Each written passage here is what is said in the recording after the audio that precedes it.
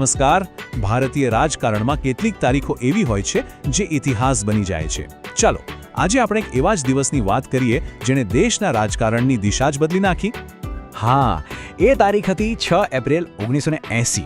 આ તારીખ તમે જાણો છો, ભારતના પોલિટિકલ મેપ પર એકદમ ખાસ છે. કેમ? કારણ કે આ જ દિવસે એક એવા રાજકીય પક્ષનો જન્મ થયો જેણે પછીથી દેશની રાજનીતિને એક નવી જ દિશા આપી. તો સવાલ એ છે કે આ નવી શરૂઆત હતી શું? વેલ, આ દિવસે ભારતીય જનતા પાર્ટી એટલે કે હા, તમે સાચું સમજ્યા, બીજેપી એની સ્થાપના થઈ હતી. પણ વિચારો, શું કોઈ આ આટલો મોટો રાજકીય પક્ષ બસ એક જ દિવસમાં ઊભો થઈ જાય? ના, બિલકુલ નહીં. એની પાછળ છે ને વર્ષોનો સંઘર્ષ અને એક લાંબો ઇતિહાસ હોય છે. તો ચાલો ભાજપના એ મૂળ સુધી જઈએ અને એના ઇતિહાસ પર એક નજર નાખીએ. તો જુઓ, આખી વાત શરૂ થાય છે 1951થી, જ્યારે ભારતીય જનસંઘની સ્થાપના થઈ. પછી આવ્યો 1977નો સમય, જ્યારે જનસંઘ જનતા પાર્ટીમાં ભળી ગયું. પણ એ ગઠબંધન બહુ લાંબુ ના ચાલ્યું. અને ફાઇનલી 1980માં કેટલાક મતભેદોને કારણે એમાંથી જ જન્મ થયો ભારતીય જનતા પાર્ટીનો. હવે કોઈ પણ પાર્ટીની ઓળખ બે વસ્તુઓથી બને છે: એના નેતાઓ અને એની વિચારધારા, રાઈટ? તો ભાજપના શરૂઆતના દિવસોમાં આ પાયા કોણે મજબૂત કર્યા? ચાલો જોઈએ. આમાં જે મોટા નામ આવે છે ને, એ હતા અટલ બિહારી વાજપેયીજી, લાલકૃષ્ણ અડવાણીજી અને ભૈરોસિંહ શેખાવત. ખરેખર આ લોકો પાર્ટીના પાયાના પથ્થર હતા. એમણે ખાલી પાર્ટી બનાવી જ નહીં, પણ એને દેશના ગામે ગામ, ખૂણે ખૂણે પહોંચાડવાનું કામ કર્યું. હવે વાત કરીએ વિચારધારાની. તો પાર્ટીની આઈડિયોલોજીના આમ તો 3 મુખ્ય પિલર્સ છે. પહેલું રાષ્ટ્રવાદ, બીજું આપણા સાંસ્કૃતિક મૂલ્યો પર ભાર, અને ત્રીજું વિકાસ અને સુશાસન એટલે કે ડેવલપમેન્ટ અને ગુડ ગવર્નન્સ. બસ આ સિદ્ધાંતો પર પાર્ટી આગળ વધી.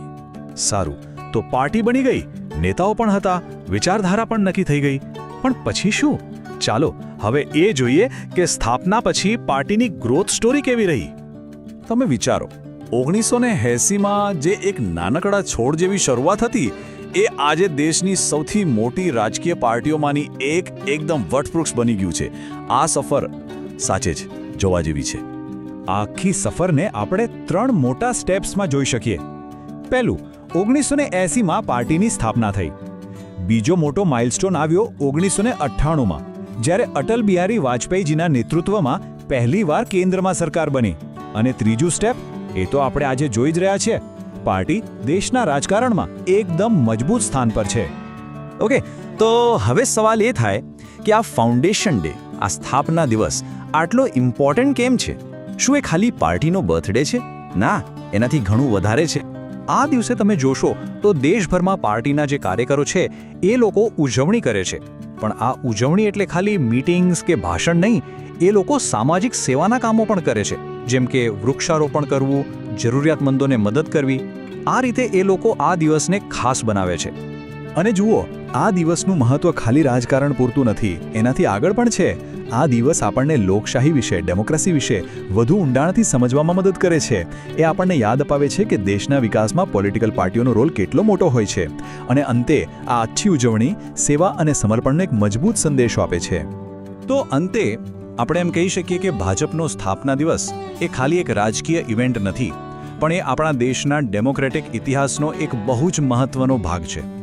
આ દિવસ આપણને સૌને યાદ અપાવે છે કે દેશ સેવા, વિકાસ અને લોકશાહીના જે મૂલ્યો છે, એ જ કોઈ પણ રાષ્ટ્રની પ્રગતિનો સાચો પાયો છે.